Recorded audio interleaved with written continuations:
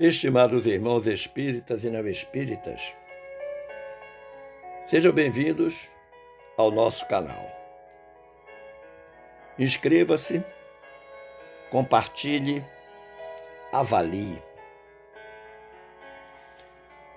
Abraço a todos os irmãos da Seara Espírita Allan Kardec, na cidade de Gravatá, em Pernambuco, com renovada alegria e desde já agradecendo a presença de todos, para juntos, nesta noite, reflexionarmos sobre mais um tema de nossa amada doutrina dos Espíritos.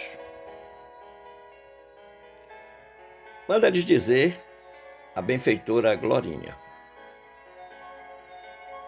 a assertiva de Jesus, na casa de meu pai há muitas moradas, parte integrante do famoso Sermão da Despedida, é um referencial importantíssimo para todo cristão, porque reitera a continuação da vida após a extinção do corpo físico e alerta-nos para a responsabilidade de viver agora o que desejamos conquistar no futuro.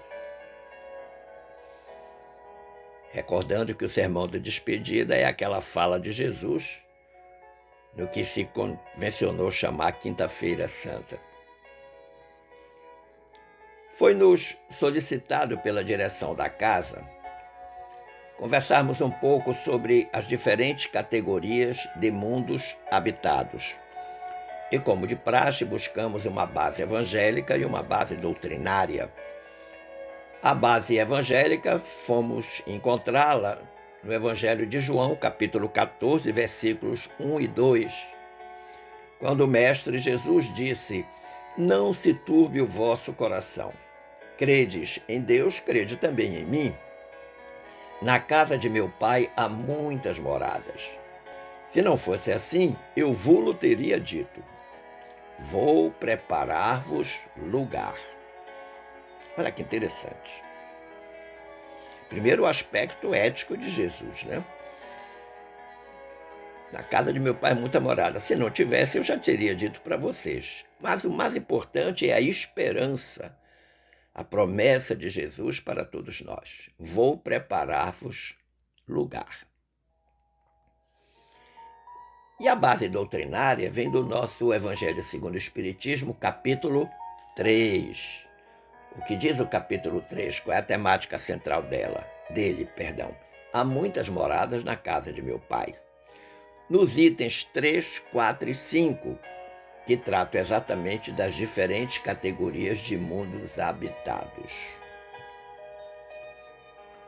Mas eu queria iniciar nossa reflexão fazendo uma comparação entre duas falas distintas, mas com o mesmo sentido. A fala de Jesus e a fala de Kardec em relação a essa temática das moradas da casa do Pai. Porque Jesus, conforme vimos agora no Evangelho de João, capítulo 14, especificamente no versículo 2, diz assim: na casa de meu pai há muitas moradas. O que isso significa? Os diferentes mundos que existem no universo. Nós praticamente a humanidade só conhece praticamente, não chega a 5% do universo total. É um conhecimento muito pequeno, muito limitado ainda. E na fala de Kardec, o codificador diz: a casa do Pai é o universo. Então ele já identifica o que Jesus havia dito. E esclarece dizendo: as diferentes moradas são os mundos que circulam no espaço infinito e oferece aos espíritos que nele encarnam moradas correspondentes ao adiantamento dos mesmos espíritos. Evangelho segundo o Espiritismo, capítulo 13, item 2. E aí tem um ponto importante para a gente observar. Estes diferentes mundos são de diferentes níveis evolutivos e vão encarnar neste mundo espíritos cuja evolução espiritual seja compatível com o mundo. Por isso que ele diz moradas correspondentes ao adiantamento dos mesmos espíritos. Não há possibilidade de um espírito retrógrado reencarnar no mundo superior. É até possível que um espírito adiantado reencarne no mundo inferior para ajudar esse mundo no progresso. Pelo menos é isso que nós depreendemos do início da espiritualização da Terra, quando espíritos elevados vieram habitar o planeta Terra para ajudar no seu progresso. De onde vem todo aquele apogeu da Grécia, do Egito, da China milenária? Que espíritos eram aqueles que trouxeram tanto saber, tanta tecnologia? Eu sempre costumo dizer, me explica como foram construídas as pirâmides do Egito. Qual era a tecnologia disponível na época? Quem construiu? Evidentemente que tinham que ser espíritos elevados. Mas esse tema, diferente categoria de mundos habitados, para que a gente possa entendê-lo, a gente precisa refletir sobre algumas premissas básicas, algumas condições essenciais para que aconteça exatamente isso que está lá no nosso Evangelho, diferentes categorias de mundos habitados. Primeira premissa: a justiça divina. Evidentemente que Deus não haveria de criar o mundo só para nós, os terráqueos, só para nossa contemplação e delícia. Como, por outro lado, seria pueril acreditar que nos outros mundos existentes não há vida. Isso é de uma infantilidade, chega a ser simplório pensar que nos outros mundos não existe vida, só existe vida na Terra. Aliás, o egocentrismo é exatamente isso, né? Achar que nós terráqueos é que somos o centro do universo, quando na realidade não é. Segunda premissa, a grandeza do cosmo. O cosmo conhecido, pasmem, tem por diâmetro 40 bilhões de anos-luz. É o tamanho do diâmetro, 40 bilhões de anos-luz. Bom, e se você quiser mensurar o que representa esse número dos 40 bilhões,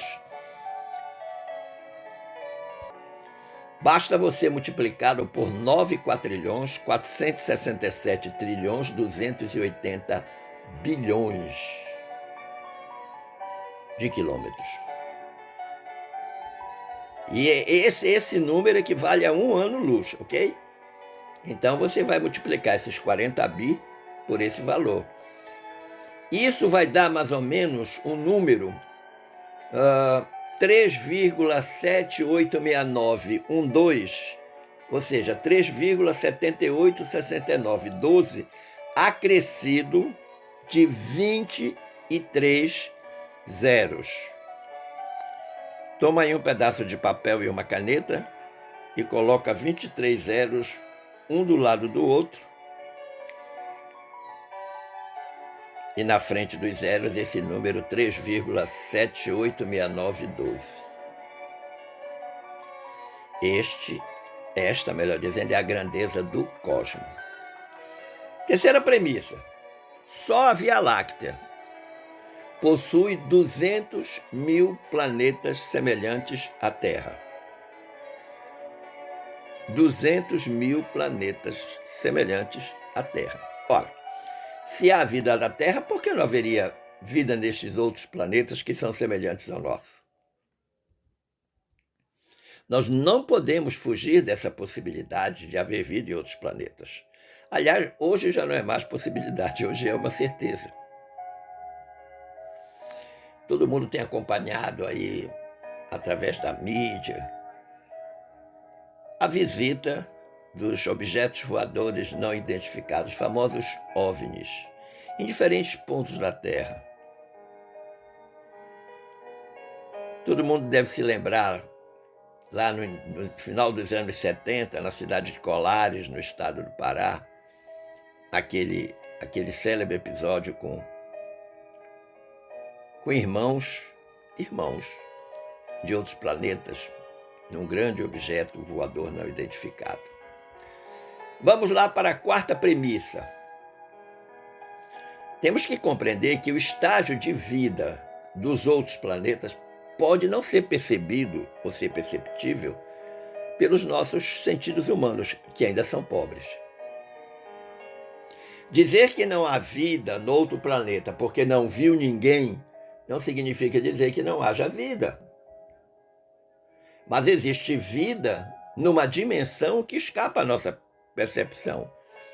E aí, com certeza, é uma dimensão extremamente sutil que os nossos olhos humanos não conseguem ver. Quinta premissa. Essa é importante.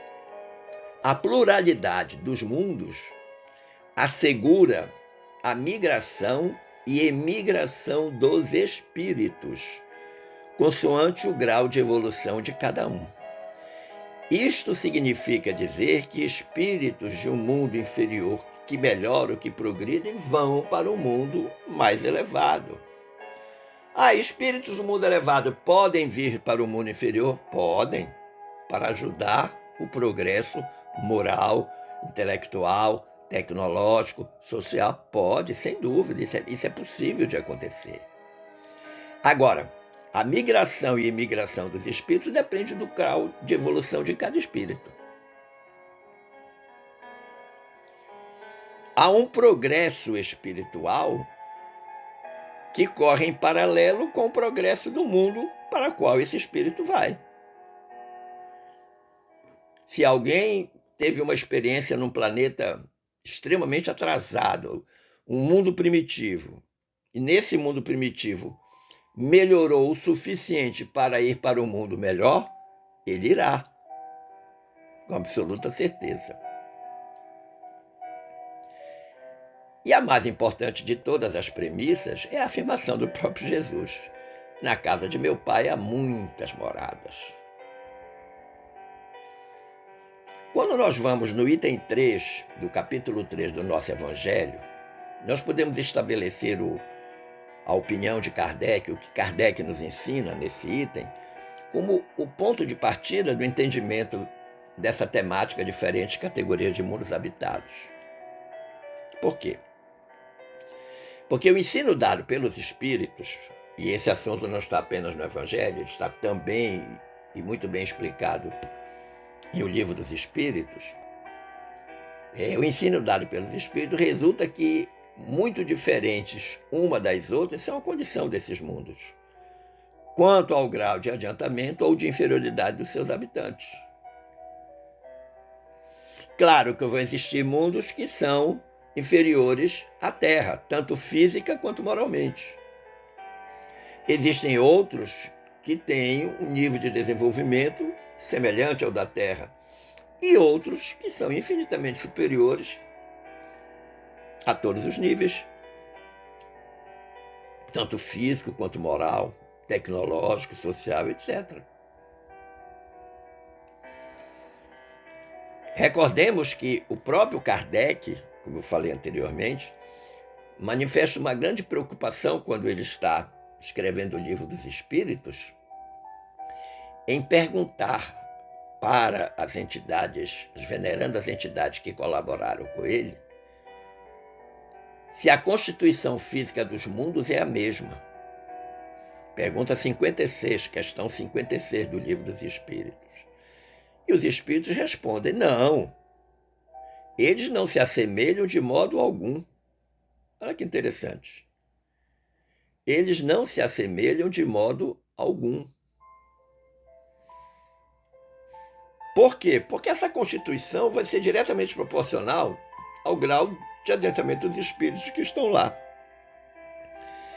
Que seria um absurdo pensar que um planeta com espíritos superiores, tivesse uma constituição física infinitamente inferior. Isso não seria possível de se entender. Na pergunta 57, Kardec vai dizer assim, a perguntar, melhor dizendo, a constituição física dos mundos, não sendo a mesma para todos, seguir-se-ão, têm organização diferentes os seres que os habitam? Porque se os espíritos disseram, não, eles não se assemelham, tá, ok. Se eles não se assemelham, então a organização deles é diferente? Os seres que lá estão são diferentes? Aí os espíritos responderam, sem dúvida. Como para vós, os peixes são feitos para viverem na água e os pássaros no ar. Sabe aquele ditado popular, cada macaco no seu galho? É exatamente isso que eles estão dizendo. A constituição física do mundo vai ser adequada aos espíritos que lá habitam, que lá vivem. Existe uma classificação dada pelos espíritos, e o Allan Kardec colocou isso, que é a classificação dos mundos. E existem 2 critérios básicos para essa classificação. O grau de adiantamento ou inferioridade dos habitantes e o estado em que se acham de destinação que trazem os homens, ou seja, o estado de desenvolvimento espiritual de cada espírito que vai para um determinado mundo. Quanto ao grau de adiantamento ou inferioridade dos habitantes, os mundos podem ser inferiores, intermediários e adiantados. Inferiores, a existência é toda material. É um mundo ainda onde reinam as paixões, a vida moral é quase nula, moralidade muito baixa. Tudo nesse mundo é materialidade. Lá o que interessa às criaturas são os prazeres do mundo, não há nenhuma preocupação com o lado espiritual. Nos mundos intermediários misturam-se o bem e o mal. E vai predominar ou bem ou mal, segundo o grau de adiantamento das pessoas, das criaturas, dos que habitam esse mundo. Mas estão misturados, não são 100% bem, não são 100% mal, estão misturados e a predominância de um sobre o outro depende da qualidade espiritual dos habitantes. Quando o critério é o estado em que se acha a destinação que trazem as criaturas, os mundos, eles podem ser primitivos. Para que servem os mundos primitivos? Qual é a destinação deles? São destinados às primeiras encarnações da alma humana.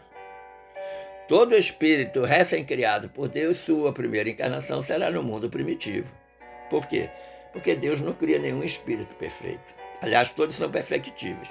Portanto, todos têm que buscar, mediante as encarnações nos diferentes mundos, o seu progresso espiritual, até chegar à condição de espírito puro.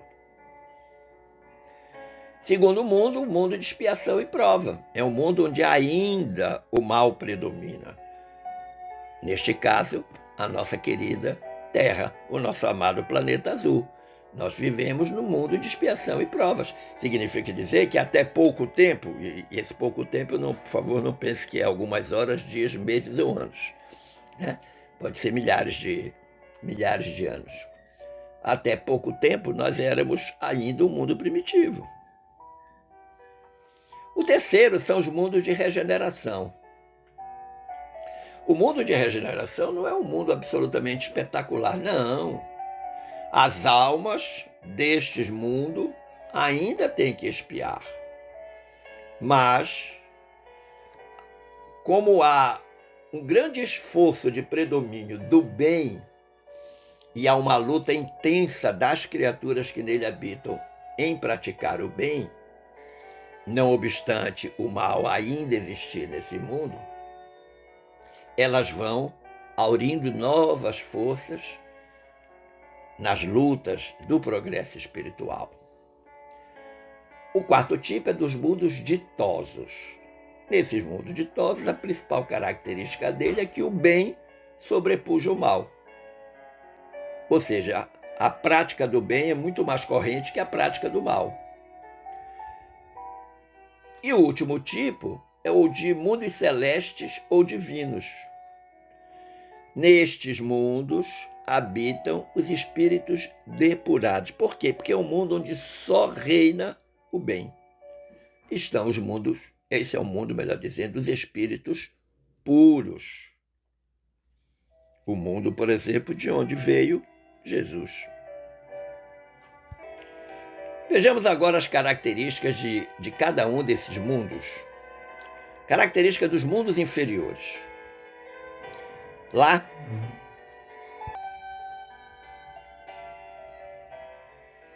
nesses mundos inferiores, os seres são absolutamente rudimentares. Possuem uma forma humana, mas sem nenhuma beleza. O que predomina neles são os instintos. Eles não sabem o que é delicadeza, eles não sabem o que é benevolência, eles não têm nenhuma noção do que é justo, do que é injusto. A lei é a da força bruta. São carentes de indústria, de invenções, de tecnologia. Todo o esforço deles, eles passam a vida inteira lutando exclusivamente para conquistar o alimento. Mundos inferiores. Nós já passamos por lá. Nos mundos regeneradores, esses mundos, eles servem para a transição entre o mundo de expiação e o mundo feliz. Nós não estamos esperando nos transformarmos num planeta de regeneração, num mundo de regeneração, porque nós vamos sair do expiação, provas e expiações, em direção ao mundo feliz. Só que entre esses dois, nós vamos ter um mundo de regeneração. É um mundo em que a calma e o repouso são constantes. As criaturas nesse mundo, elas conseguem depurar-se.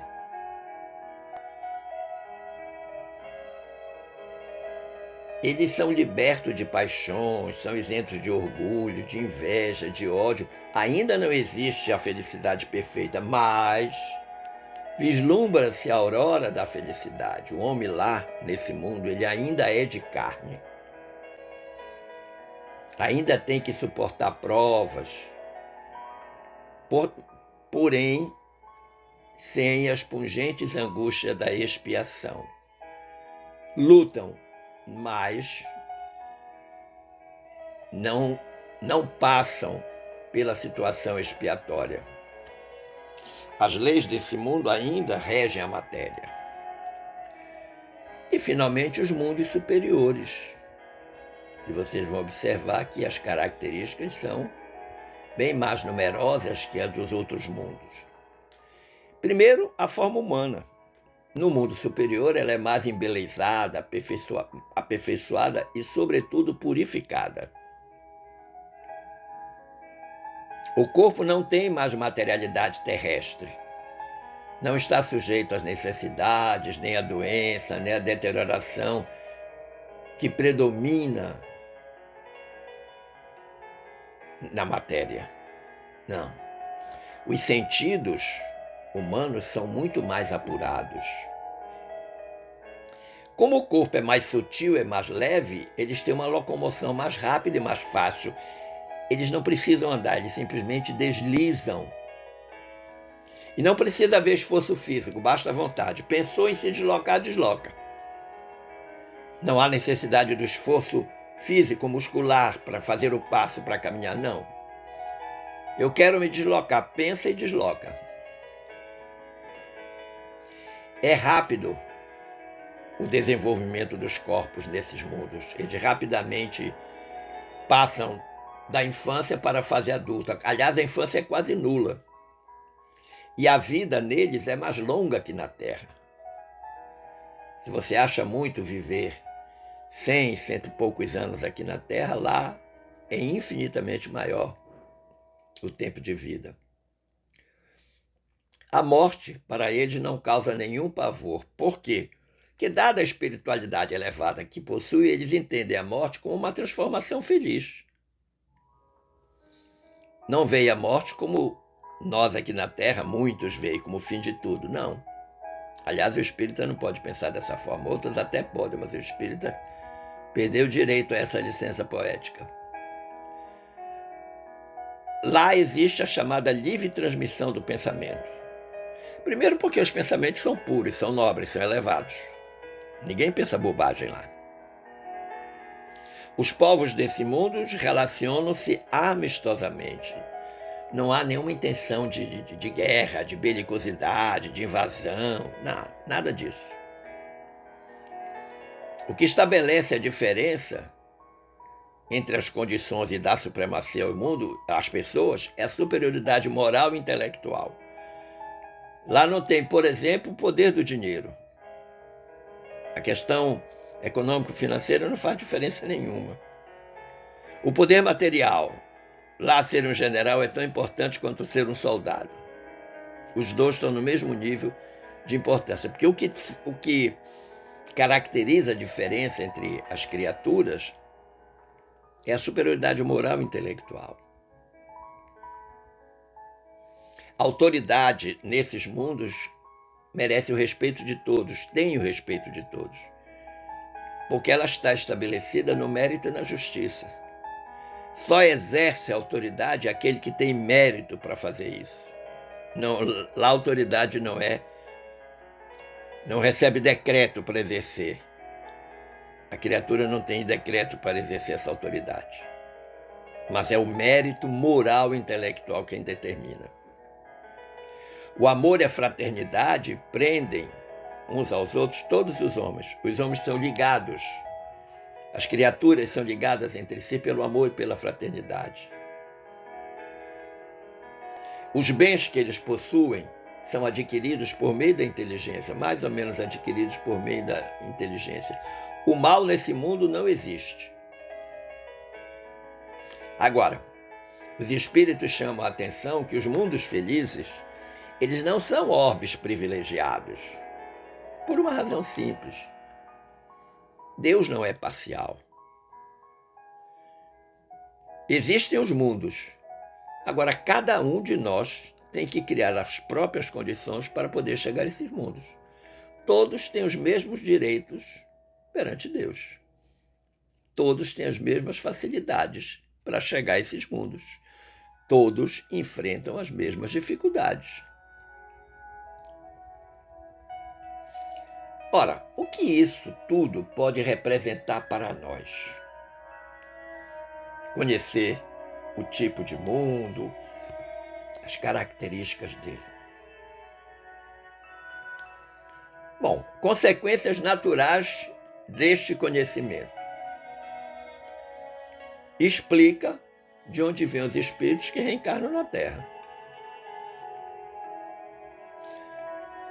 Segundo, nos dá a certeza de que, conforme o progresso individual, podemos ir para mundos mais elevados. E que só depende de nós. Nada virá por decreto. Terceiro, pouca significância do tempo em que estamos aqui na Terra. Os anos que vivemos aqui na Terra significam muito pouco. Quase nada. E talvez a mais importante de todas as representações disso que refletimos até agora, é a passagem para o terceiro milênio, em que haverá naturalmente uma depuração aqui na Terra dos espíritos inferiores que não quiserem progredir, que não querem progredir, que não desejam progredir. E o que é pior, não querem que os outros progridam, porque se eles simplesmente não quisessem progredir, até aí tudo bem, livre-arbítrio deles. Mas o problema é que eles não querem que os outros progridam, aí já é uma interferência na vida alheia. Eles não querem para si e também não querem para os outros. E nós só chegaremos nesse bendito mundo de regeneração quando a gente conseguir equalizar essa questão. Muitos perguntam sobre o degredo ou exílio dos espíritos. Porque os espíritos de Capela vieram para a Terra? Muita gente pergunta. Aliás, vale a pena ler a obra do Edgar Armand, Os Exilados de Capela. O degredo dos espíritos, o exílio deles, nada mais é do que a busca da adequação dos espíritos aos mundos que se afinam com eles. E quando eles reencarnam nestes mundos, em realidade, eles estão contribuindo, estão cooperando com o universo, no sentido de confirmar que as leis divinas sempre são justas. Que seria uma injustiça um espírito extremamente atrasado reencarnar no mundo superior. E a reencarnação de um espírito em um determinado mundo sempre vai atender o progresso desse espírito. É oportunidade que ele está recebendo. Os espíritos levam para os mundos, para os orbes em que eles vão reencarnar,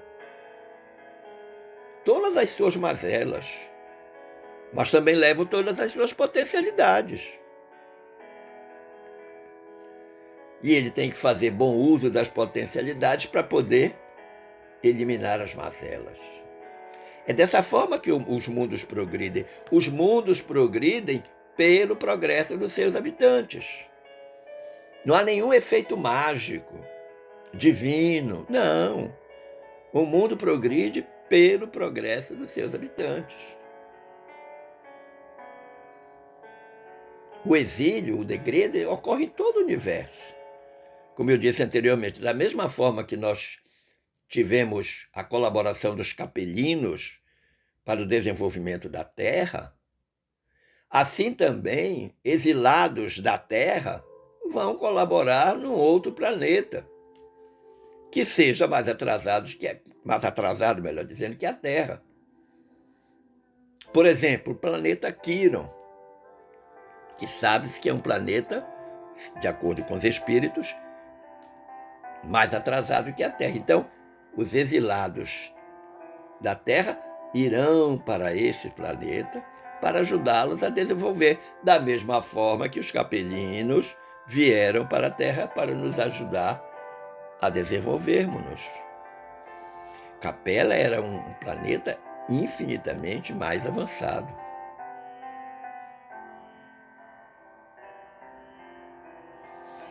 E outro aspecto que vale a pena a gente recordar, que está lá no Livro dos Espíritos, é que o perispírito, aquele corpo que reveste o espírito, é formado de matéria específica de cada mundo.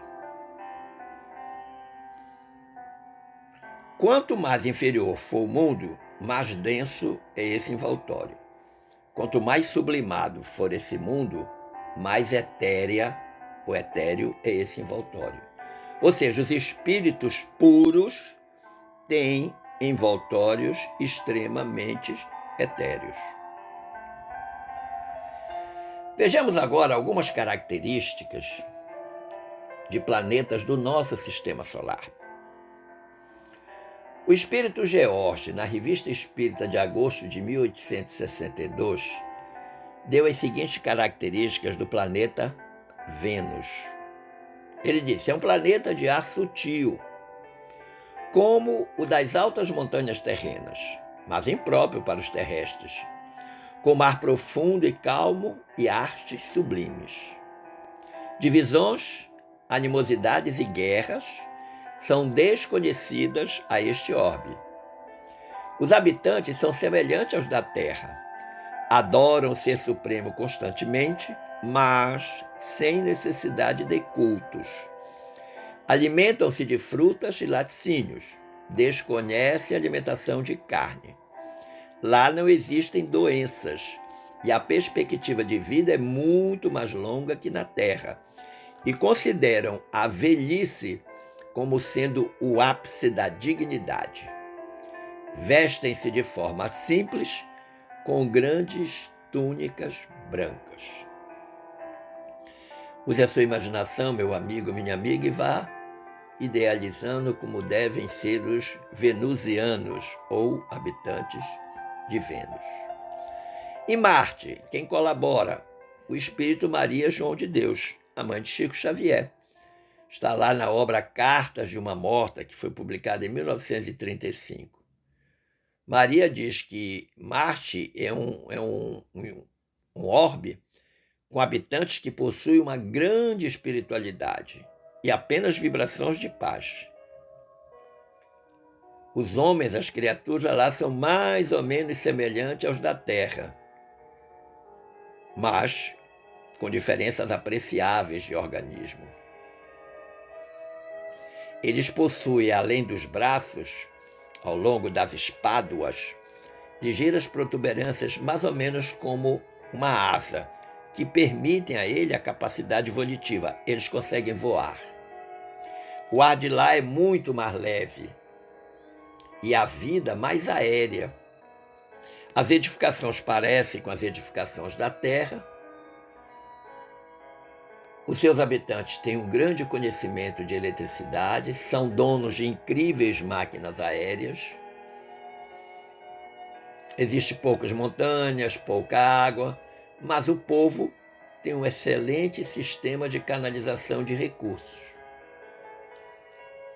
Esse é o orbe descrito, o orbe Marte descrito por Maria João de Deus, característica dos nossos irmãos marcianos. Na Revista Espírita de março de 1858, descrição características de Júpiter.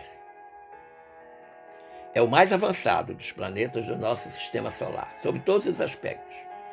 Ali é o reino exclusivo da justiça e do bem, porque lá só habitam bons espíritos. E essa superioridade de Júpiter não está apenas no estado moral dos habitantes, mas também na constituição física.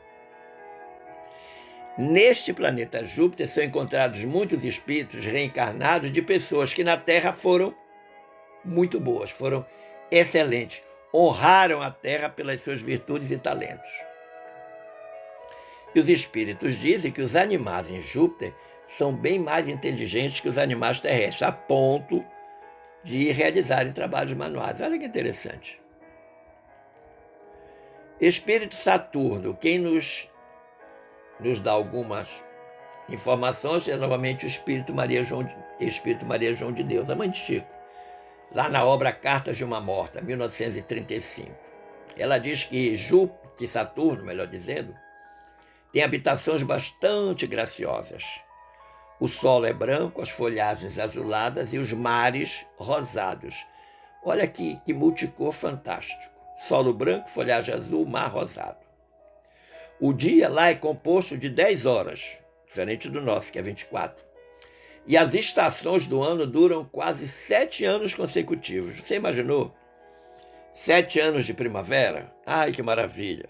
7 anos de verão? Ih, que calor! E 7 anos de inverno? Será que as pessoas vão ter muito frio? Nesse planeta, Saturno, reina a paz. As moléstias incuráveis não são conhecidas, portanto, lá não tem doenças incuráveis. E os seus habitantes são extremamente dedicados à espiritualidade. Ora, meu amigo, minha amiga, depois de conhecermos essas pequenas contribuições trazidas pelos espíritos, publicadas em obras como Cartas de uma Morta ou a Revista Espírita, ainda que simples, eu recomendo a leitura dessas obras porque tem muito mais informações, é claro. Nós precisamos, então, concluir. E a nossa conclusão aponta para o seguinte sentido.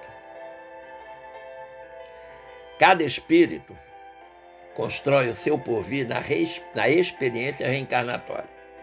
Ponto pacífico. Presente de Deus é a reencarnação para a gente melhorar. Se não melhorarmos, perdemos a reencarnação, o que será um grande prejuízo para o nosso futuro.